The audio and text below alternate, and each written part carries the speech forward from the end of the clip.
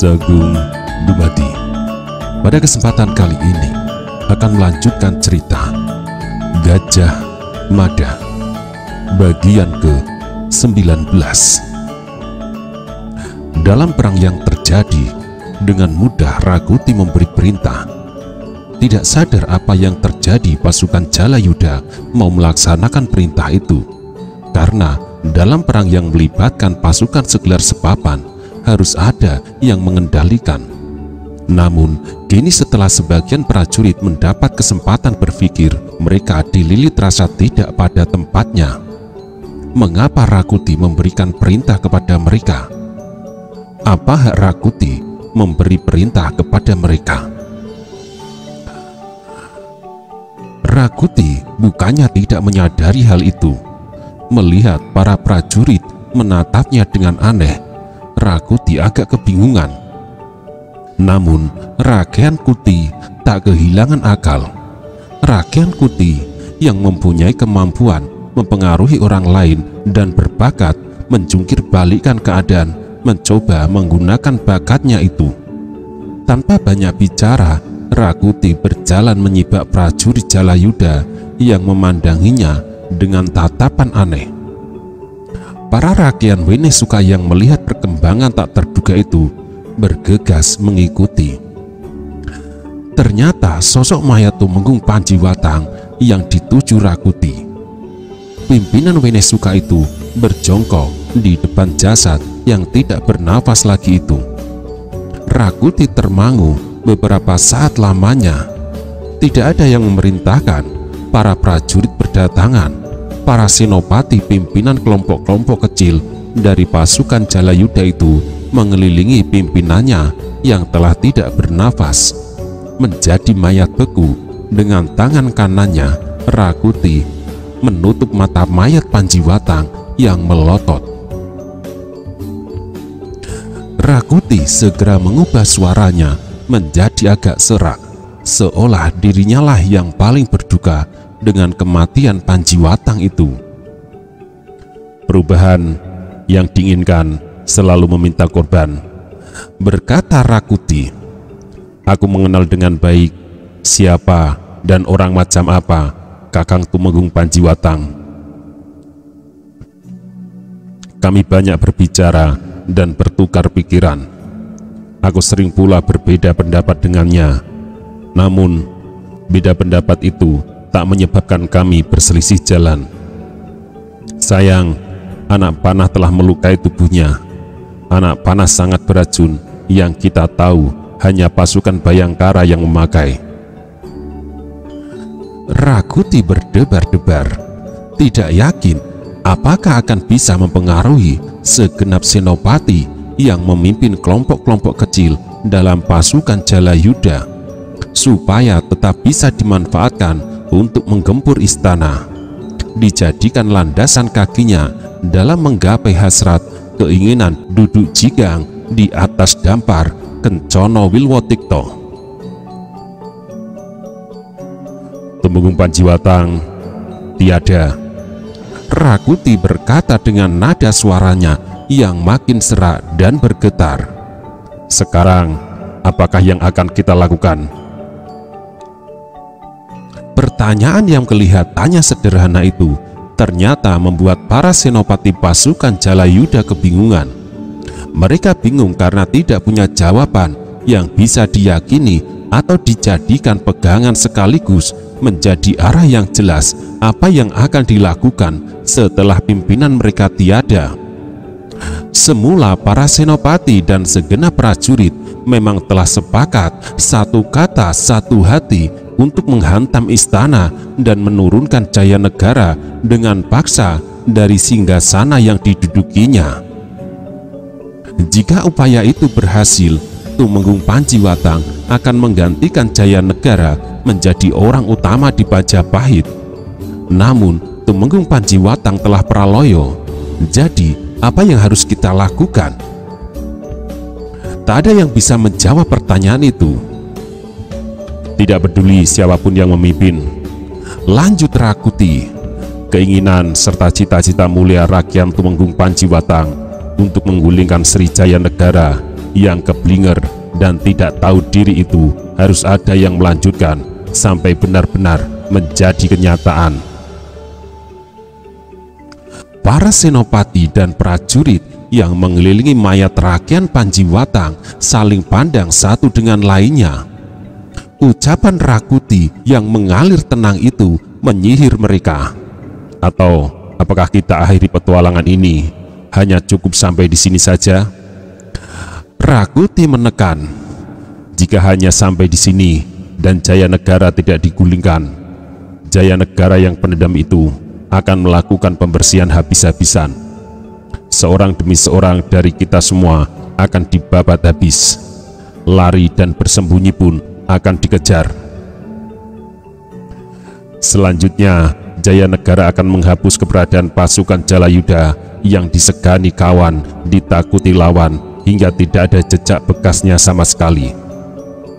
Rupanya mulai terbuka mata segenap senopati dan sebagian prajurit yang berkumpul itu, bahwa apa yang terjadi tak mungkin disudahi hanya sampai di situ. Perang memang harus dilanjutkan sampai tuntas, sampai Jayanegara benar-benar berhasil diringkus. Bagaimana? Tanya Rakuti. Kalian sepakat?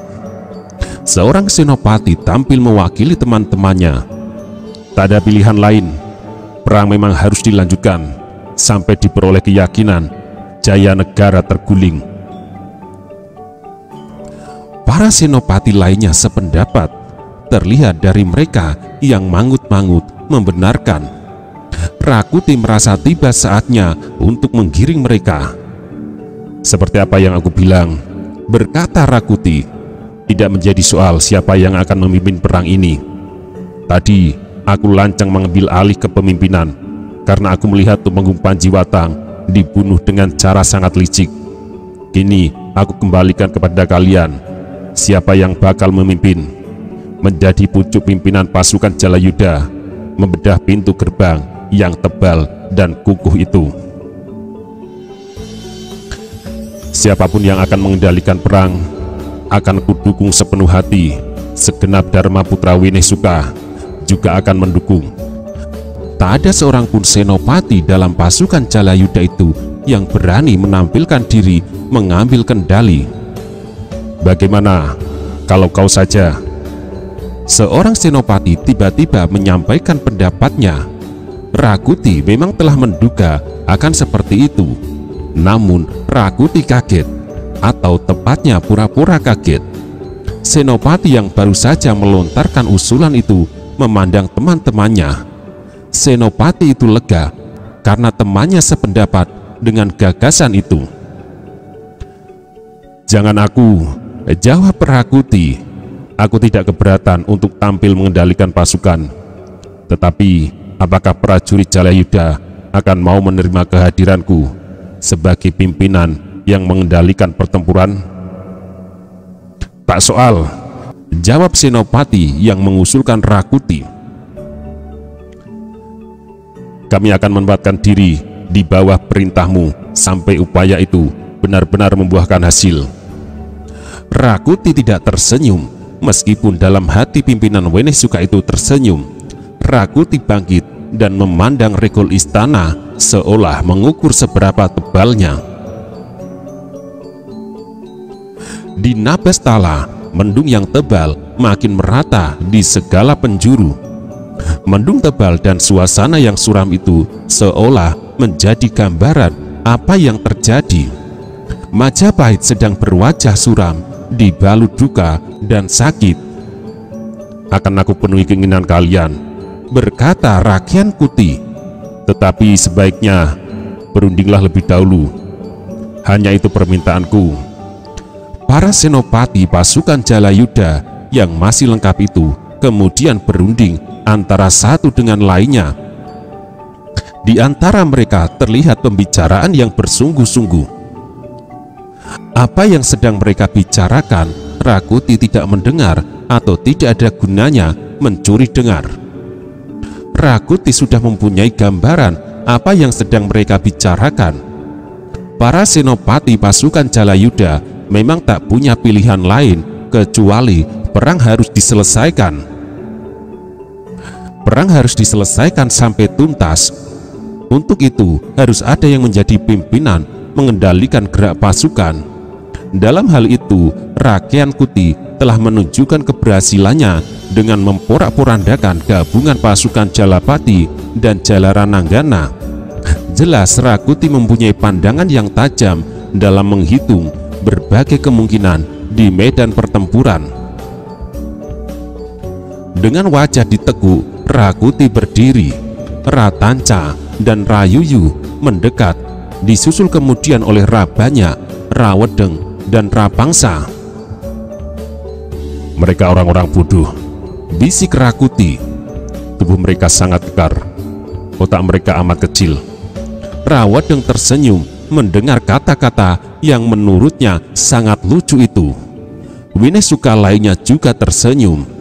Hanya wajah Ratanca yang tetap datar tidak mengisyaratkan isi perasaannya. Ratanca menengadah memandang langit, memperhatikan mendung tebal. Namun dalam keadaan seperti itu, Ratanca masih sempat membayangkan sebuah wajah melalui lamunannya di tengah peperangan itu. Wajah yang amat cantik jelita yang selama ini mengganggu tidurnya, membuatnya tidak nyaman melakukan apa saja. "Bagaimana?" tanya Rakuti pada Senopati Jalayuda yang mewakili teman-temannya. "Kami telah mengambil sikap," ucap Senopati itu. "Kami akan menempatkan diri di belakangmu." Rakuti memamerkan wajah bijak. Jika wajahnya yang bijak itu dikelupas, akan muncul wajah yang lain, rupanya serigala. Wajah Klobot memang menyembunyikan wajah Klobot lainnya. "Baiklah," berkata Rakuti tegas. "Jika demikian, perintahku yang pertama, tebang pohon kelapa. Dengan gelondongan pohon kelapa itu, kita jebol dinding istana. Sekuat apapun dinding yang terbuat dari bata itu, tentu jebol di hatam pohon kelapa yang didorong di atas pedati atau dipikul beramai-ramai. Jangan hanya satu, kalau perlu 4 atau 5. Para Senopati Jalayuda menerima perintah itu tanpa menyisakan perasaan lain. Di bawah Rakuti, mereka berharap bisa menjungkir balikan keadaan. Jika Jaya Negara terguling, mereka akan bisa berbuat apa saja.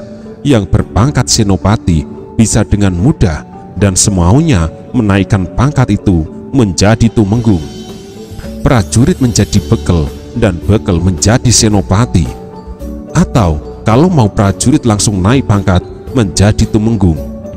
Prajurit yang asal-usulnya perampok yang dibina sejenak boleh kembali ke parangai aslinya. Dalam pada itu, di balik dinding istana, dari atas dinding, Bekel Gajah Mada menebar pandang. Bekel Gajah Mada dengan cermat menghitung keadaan dan berbagai kemungkinan. Menghadapi keadaan yang seperti ini, Bekel Gajah Mada berpikir, apa yang akan dilakukan Rakuti? Tindakan apa yang akan dilakukannya? Seandainya aku adalah Rakuti, apa yang akan aku lakukan? Pandangan Gajah Mada menjelajahi setiap sudut dengan mata tajam seperti mata elang. Sebagaimana di depan Pura Waktra, pintu gerbang istana raja yang menghadap ke arah barat, di belakangnya atau menempati separuh dari wilayah istana juga berupa hamparan alun-alun. Berdampingan dengan sepanjang dinding yang mengelilingi istana, terdapat parit memanjang yang akan menghambat gerakan Rakuti seandainya mereka berhasil memasuki wilayah istana dengan memanjat dinding. Jika hal itu terjadi, mereka akan menjadi sasaran empuk para Bayangkara yang melakukan baris pendem di balik semak. Istana tidak bisa kita pertahankan lagi. Bahkan jika Rakuti tidak melakukan apa-apa, cukup dengan mengepung rapat benteng ini beberapa hari saja. Mereka yang berada di dalam istana akan kelimpungan. Kalau bahkan makan habis, terpaksa bendera berwarna putih dikibarkan. Berkata Bekel Gajah Mada dalam hati. Persoalan yang menghadang Gajah Mada adalah dengan cara bagaimana ia akan menyelamatkan Jaya Negara. Itu bukan persoalan, berkata Gajah Mada dalam hati. Rakuti tidak mungkin mampu melacak jejakku membawa tuanku Jaya Negara. Masalahnya, setelah Sri Baginda meloloskan diri, bagaimana sikap Rakuti terhadap pasukan yang masih bertahan di dalam? Apa akan ditumpas habis? Bekel Gajah Mada berhitung dengan cermat. Gajah Mada melihat pasukan Jalayuda yang berada di luar dinding belum melakukan persiapan-persiapan penting untuk melanjutkan kembali gempuran ke istana. Gajah Mada merasa sedih karena dari tempatnya terlihat Rakuti sama sekali tak peduli pada mereka yang menjadi korban dalam pertempuran itu. Mereka yang luka parah maupun yang terbunuh dibiarkan begitu saja. Gajah Mada kembali menebar tatapan matanya ke dalam lingkungan istana. Prajurit Jalapati dan Jalarananggana terlihat kelelahan. Gajah Mada tak tahu apakah mereka masih mampu bertempur jika Rakuti menyerbu berusaha menjebol dinding. Di dalam dinding Balai Maguntur, para prajurit dari Kesatuan Jalapati dan Jalarananggana yang kelelahan duduk bertebaran di mana-mana. Mereka yang terluka mendapat perawatan. Para abdi dan beberapa lelaki menyiapkan minuman dan makanan sekedarnya.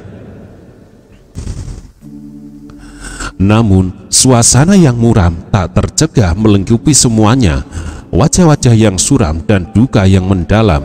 Sebagian dari para prajurit-prajurit menayangkan siapa saja yang telah menjadi korban dalam perang yang berkecamuk itu. Seorang prajurit yang merasa kehilangan sahabat karibnya terbunuh dalam perang Bubruh merasa terpukul dan kecewa sekali. Prajurit itu berusaha menahan diri untuk tidak menangis, tetapi air matanya tetap saja keluar. Ia tidak hanya menangisi sahabat karibnya yang tewas dalam pertempuran itu, tetapi juga menangisi pedihnya luka lengannya yang terputus oleh sambaran pedang. Kakang Bekel, terdengar suara menyapa pelan. Gajah Mada menoleh. Riung Samudra dan Panji Saprang, keduanya prajurit Bayangkara yang dipercaya Bekel Gajah Mada mendekat. Bagaimana? Balas Gajah Mada datar. Maafkan aku Kakang Bekel, berbicara Riung Samudra. Apakah kita akan dapat mempertahankan istana? Pertanyaan semacam itu rupanya menghantui para Bayangkara. Semuanya bertanya-tanya, sebagaimana Bekel Gajah Mada juga bertanya dalam hati. Apakah mungkin istana dipertahankan lagi? Segenap prajurit Jalapati dan Jalarananggana yang berhasil masuk ke dinding istana berada dalam keadaan yang tidak mungkin untuk mempertahankan istana. Bagaimana menurutmu? Gajah Mada justru balik bertanya. Riung Samudra dan Panji Saprang saling berpandangan. Rasanya tidak mungkin, jawab Panji Saprang. Kenapa tidak mungkin? Desak Gajah Mada. Baru saja aku dan Riung Samudra bertukar pikiran. Saprang menjawab, pasukan Jalapati dan Jalarananggana yang mendukung istana telah kehilangan kekuatan dan semangat tempurnya. Tidak ada cadangan pasukan lagi untuk menghadapi para pemberontak itu. Terakhir, kami bertanya dalam hati, apakah yang akan dilakukan Rakuti jika ingin memenangkan perang? Kami mencoba membayangkan dan berpikir menggunakan caranya. Apa kira-kira tindakan musuh? Gajah Mada mengenal Panji Saprang dan Riung Samudra yang memiliki kecerdasan. Perhitungan-perhitungan mereka sering tidak meleset dari kenyataan. Dengan tidak berkedip, Bekel Gajah Mada memandang keduanya. Jika kau menjadi Rakuti, apa yang akan kau lakukan? Desa bekel Gajah Mada. Ada banyak kemungkinan, jawab Riung Samudra. Mereka tentu akan berupaya keras menjebol dinding atau memecahkan regol. Upaya itu akan sulit dilaksanakan jika para bayangkara yang menjaga dinding memiliki anak panah yang cukup. Pada kenyataan, jumlah anak panah yang ada tidak mencukupi kebutuhan. Di pihak Rakuti ada banyak cara yang bisa diambil. Mereka mungkin menggunakan gelondongan kayu atau batang kelapa yang dipikul beramai-ramai untuk menghantam dinding yang terbuat dari bata ini. Selanjutnya, ada kemungkinan lain yang lebih mencemaskan. Gajah Mada memandang kedua bawahannya itu dengan tatapan tajam. Kemungkinan mencemaskan bagaimana? Desanya. Riung Samudra menghela desah nafas gelisah.